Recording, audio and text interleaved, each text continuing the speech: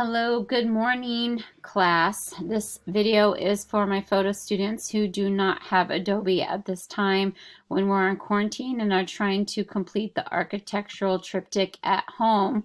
And I found an alternative way to do this. It's not using Adobe, so we're not getting that great digital technology practice in, but it is using Google Slides and it allows you to be creative in an alternative way.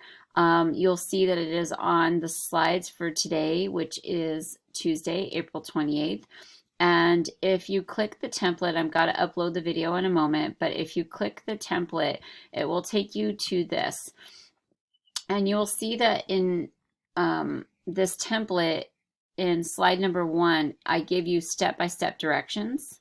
All right. And in slide number 2, I show you my sample slide of what it should look like. Obviously, yours isn't going to say sample slide in the middle, but your name goes here in alignment with the edge of your photo. Now, your photos may all be horizontal or they may all be vertical. Mine are all square, but you can't mix up the sizes. They have to be mathematically precise to give a great sense of visual organization. In slide number 1, it tells you how to find rulers and guides to make sure everything's mathematically precise.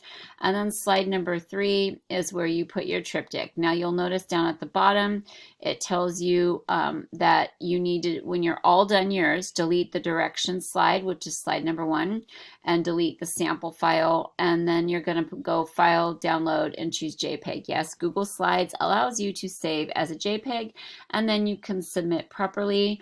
So there you go, easy breezy way for you to complete our architectural triptych project for school while not using Adobe.